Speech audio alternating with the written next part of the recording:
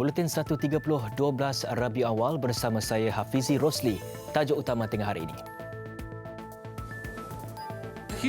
Pemimpin tidak amanah sebabkan ummah sengsara. Sultan Nazrin Muizzuddin Shah. Banjir di Melaka makin buruk.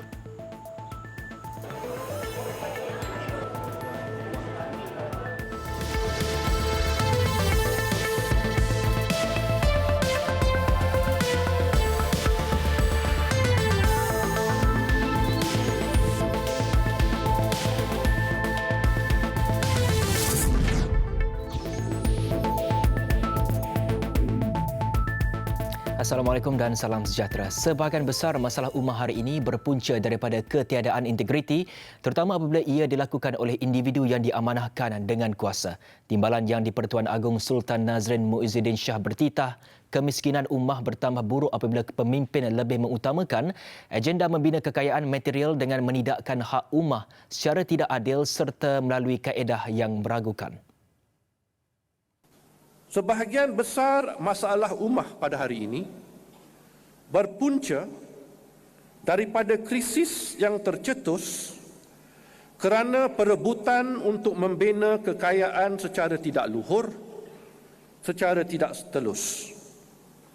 Malah turut berlakunya perebutan kuasa kerana kuasa dilihat sebagai saluran atau konduit untuk membina kekayaan diri, kekayaan keluarga dan kekayaan kroni.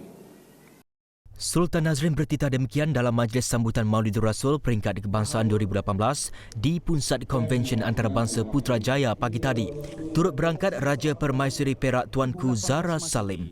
Hadir sama Perdana Menteri Tun Dr. Mahathir Mohamad bersama isteri Tun Dr. Siti Hasmah Muhammad Ali, juga Timbalan Perdana Menteri Datuk Seri Wan Azizah Wan Ismail dan beberapa menteri kabinetnya lain. Baginda turut berkongsi kisah Nabi Muhammad setelah berjaya membina pemerintahan berlandaskan Islam. Rasulullah berulang kali bersabda akan kebimbangan terhadap sifat dan amalan pemimpin pada masa hadapan. Antara perkara yang terkandung dalam khutbah wida, khutbah terakhir yang disampaikan di Arafah pada 9 Zulhijjah tahun ke-10 Hijrah, baginda menyentuh aspek integriti dan aspek accountability terhadap ummah dan terhadap Allah Subhanahu wa taala. Baginda menyeru, wahai manusia, seperti mana kamu anggap bulan ini dan kota ini sebagai suci, maka anggaplah jiwa dan harta setiap orang sebagai amanah suci. Kembalikan harta yang diamanahkan kepada kamu kepada pemiliknya yang berhak. Ingatlah bahawa sesungguhnya kamu akan menemui Tuhanmu dan dia pasti membuat perhitungan di atas segala amalan kamu. Titah baginda, Rasulullah tidak sekadar mengungkap kata-kata, tetapi kata-kata yang diungkap itu ialah cerminan kepada kepimpinan berintegriti tinggi yang menjadi prinsip amalannya. Ya Nabi, salam alaika, ya Rasul. Sultan Nazrin turut bertitah mahu barisan kepimpinan kerajaan mengutamakan penyertaan pelbagai pihak dalam proses menggubal sesuatu perjanjian mahupun dasar demi kepentingan rakyat sejagat. Amalan Rasulullah yang mengamalkan budaya syura untuk membolehkan pelbagai pandangan dan kelainan dapat disuarakan harus dijadikan contoh serta panduan. Amatlah penting diamalkan sifat inklusif. Dipastikan adanya partisipasi yang melibatkan penyertaan pelbagai pihak, mewakili pelbagai konstituen, terutama ketika menangani isu-isu sensitif, isu-isu kontroversi dan isu-isu yang menyentuh pendirian yang bertentangan. Kerana itu, Rasulullah SAW mengamalkan budaya syura untuk membolehkan pelbagai pandangan dan kelainan pendapat disuarakan, dihujahkan dan kemudiannya diterokai titik pertemuan. Sementara itu, tokoh agama dan guru Al-Quran Datuk Nik Jaafar Nik Ismail dipilih sebagai penerima anugerah Perdana Maulidur Rasul peringkat kebangsaan 2018. Anak jati Pasir Mas Kelantan itu menerima hadiah wang tunai RM50,000, trofi dan sijil penghargaan. Saya akan teruskan dalam bidang saya itu kepada masa-masa yang akan datang. Semasa saya masih lagi bertenaga. Saya umur 82. Sumbangan macam mana itu? Saya membimbing terutama sekali orang-orang Quran. Jadi pada pelajar-pelajar, pada guru-guru Quran. Ya. Sebab apa Quran ini biasanya kita belajar dengan orang kampung saja. Tidak sampai ke mana. Jadi saya membukakan masalah itu kepada pelajar-pelajar baru, pada orang baru terutama sekali kepada yang menjadi guru-guru di kampung-kampung. Dalam pada itu, 4 individu lain yang turut menerima anugerah Maulidur Rasul peringkat kebangsaan 2018 adalah pakar rujuk ibadat haji Dr. Anissa Abdul Ghani, pengarah ukur bahagian ehwal persempadanan Jabatan Ukur dan Pemetaan Dr. Azhari Muhammad, aktivis Pertubuhan Kebajikan Islam Malaysia Perkim Yaakob Lazim serta ahli perniagaan dan dermawan Datuk Abdul Rahman Ibrahim. Semua mereka menerima wang tunai RM20,000, trofi dan sijil penghargaan. Penganugerahan berdasarkan sumbangan besar individu terbabit dalam memartabatkan syiar Islam di peringkat kebangsaan dan global yang diiktiraf oleh pelbagai pihak. Sultan Terengganu Sultan Mizan Zainal Abidin Ibni Almarhum Sultan Mahmud Al-Muqtafi Billah Shah bertitah menyeru seluruh umat Islam menzahirkan rasa cinta terhadap Nabi Muhammad SAW dengan menteladani jejak langkah kehidupan baginda. Titah baginda hanya dengan cara itu dapat membendung gejala ajaran sesat dan menangani masalah sosial yang semakin membarah dalam masyarakat Islam. Muslimin dan muslimat sekalian, sejak akhir-akhir ini menjaga ajaran sesat dan masalah sosial semakin membarah dalam setiap sendi masyarakat Islam. Sesungguhnya berpunca kepada kekikisan jiwa sanubari setiap muslim terhadap ajaran Islam. Rasulullah SAW dan para sahabat dari Allah merupakan contoh terbaik dalam hal ini.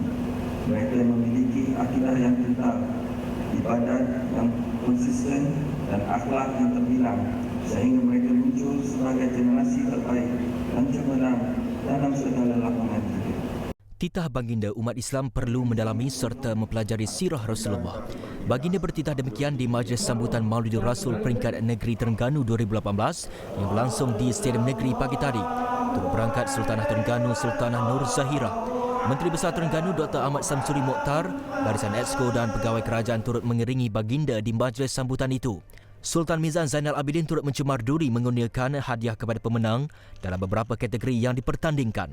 Terdahulu seramai 1,500 orang terdiri daripada wakil jabatan dan agensi kerajaan serta pelajar sekolah mengambil bahagian dalam perarakan sempena sambutan Maulidur Rasul. Selawat dan salam ke atas baginda Rasulullah SAW dialunkan beramai-ramai ketika perarakan.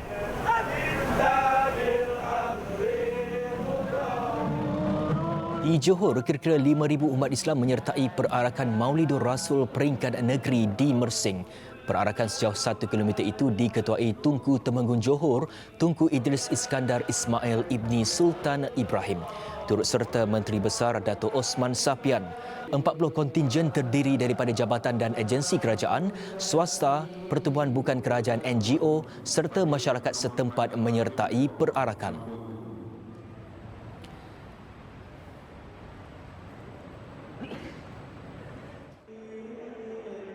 Sambutan Maulidur Rasul peringkat negeri Melaka pula disambut penuh keinsafan apabila lebih 6,000 peserta menyertai majlis perhimpunan dan perarakan di Stadium Hang Tuah. Sambutan bermula jam 8 pagi dan turut disertai Yang di-Pertua Negeri Melaka, Tun Muhammad Khalil Yaakob, Ketua Menteri Adli Zahari serta beberapa esko kerajaan negeri. Dari Stadium Hang Tuah, peserta berarak sambil berselawat sejauh 3 km ke Pusat Islam Bukit Palah. 111 kontingen mewakili jabatan dan agensi kerajaan, syarikat swasta, badan berkanun, pertubuhan bukan kerajaan NGO dan pelajar menyertai perarakan.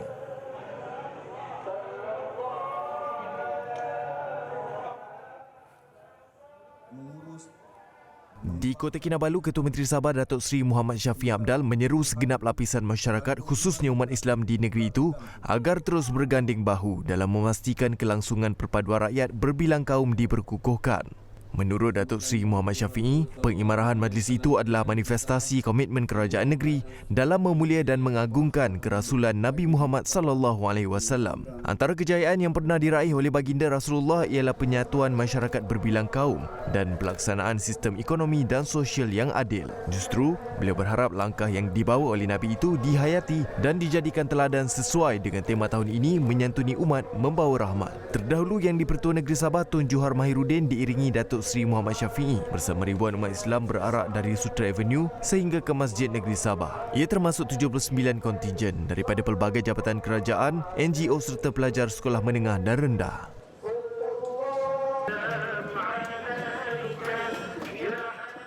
Jumlah mangsa banjir di Melaka terus meningkat kepada 1,081 mangsa daripada 302 keluarga setakat 8 pagi tadi berbanding 868 mangsa daripada 239 keluarga malam tadi. Pengarah Angkatan Pertahanan Awam Malaysia APM Melaka, Lieutenant Colonel Effendi Ali berkata, sebuah lagi pusat pemindahan dibuka iaitu Balai Raya Seri Jeram di daerah Alor Gajah menjadikan kesemuanya 8 pusat dibuka di negeri itu. Daerah Alor Gajah mencatat jumlah mangsa banjir tertinggi iaitu 951 orang penduduk. Angka itu membabitkan 229 mangsa di Sekolah Rendah Agama Jaim Jelatang, 40 di Balai Raya Kampung Gadek dan 205 mangsa di SK Lesong Batu.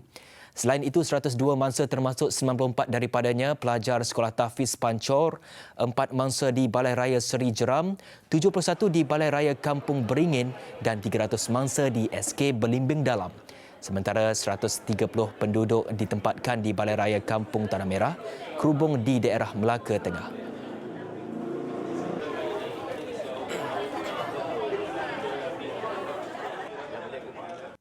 Keputusan pelaporan pentaksiran sekolah rendah PPSR termasuk ujian pencapaian sekolah rendah UPSR akan dikeluarkan pada 29 November ini. Ketua Pengarah Pelajaran Datuk Dr. Amin Senin berkata, keputusan terbabit boleh diambil di sekolah masing-masing bermula jam 10 pagi. Calon juga boleh menggunakan perkhidmatan semakan keputusan UPSR melalui My SMS 15888. Perkhidmatan itu akan aktif bermula 10 pagi 29 November dan akan tamat pada jam 6 petang 8 Disember. Semakan keputusan UPSR dan pentaksiran alternatif sekolah rendah PASR 2018 juga boleh dibuat melalui portal lembaga peperiksaan di laman lp.moi.gov.my. PPSR merangkumi pentaksiran bilik darjah, pentaksiran psikometrik, pentaksiran aktiviti jasmani, sukan dan kokurikulum UPSR bagi murid aliran perdana atau PASR bagi murid keperluan khas.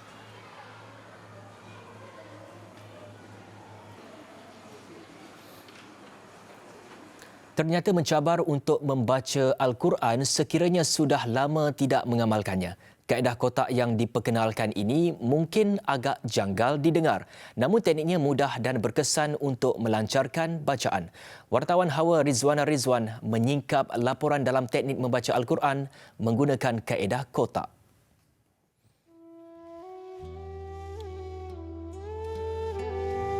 Kaedah mudah dan pantas untuk sesetengah yang buta Al-Quran ataupun susah mengenal tajwid. Hanya bahagikan suku kata dengan garisan kotak untuk menguasai bacaan Al-Quran.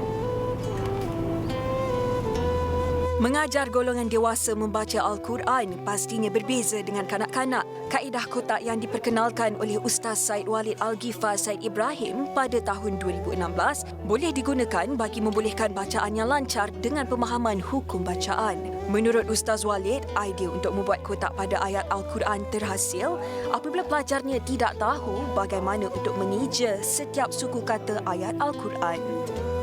Beberapa saya tanya kenapa? Sebab kami tak tahu sampai had mana mereka kena eja. Jadi dari situ baru saya tersetik. Kalau macam tu aku kena buat satu perkara di mana aku kena kotakkan ni. Saya kotakkan. Bila kotakkan saya test. Selama ni kalau ayat terpanjang ni kita kena eja yang hidup dengan mati Ustaz, dia kata. Yes, baru kami nampak. Mau start dari situ. Baru start jadi kaedah kotak.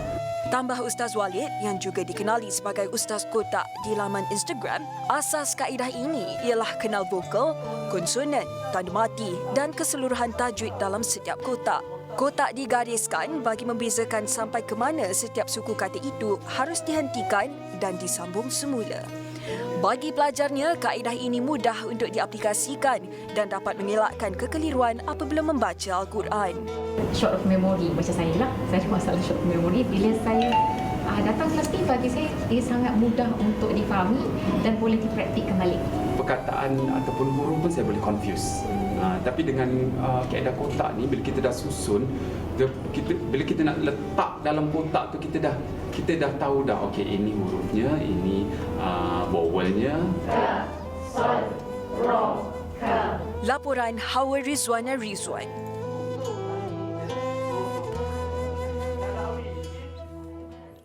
Seorang tukang gunting rambut di Termeloh Pahang menerapkan nilai Islamid dalam pekerjaannya. Selain doa dibacakan kepada setiap pelanggan, setiap rambut yang telah digunting akan disimpan sebelum ditanam pada tempat bersesuaian mengikut kaedah Islam.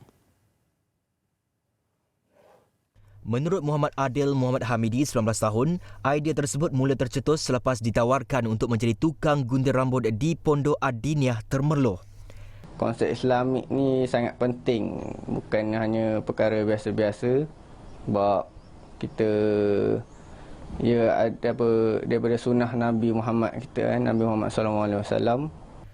Tambahnya, dengan menggunakan konsep bersedekah, pelanggan hanya dikenakan kadar RM7 sahaja bagi semua lapisan umur. RM2 daripadanya akan diagihkan kepada Pondok Adiniah bagi tujuan pembangunan dan kemudahan di pondok tersebut. Muhammad Adi berharap agar lebih ramai lagi generasi muda menjalankan amal jariah tanpa memikirkan keuntungan semata-mata.